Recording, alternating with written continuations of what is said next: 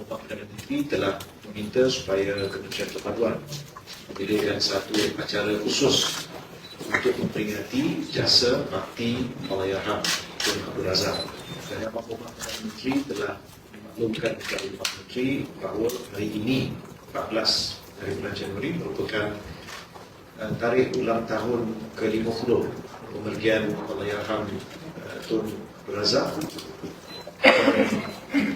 Ini merupakan satu tarikh yang penting, bukan hanya untuk diperingati, tetapi seperti yang telah dilaksanakan sebelum ini, pada setiap tahun pada bulan kebangsaan akan ada tokoh negarawan yang akan diadakan satu acara khusus.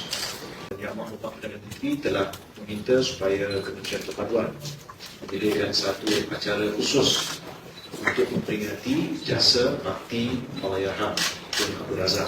Dan ia akan diadakan sebelum bulan kebangsaan menuju Hari Kebangsaan, Hari Merdeka.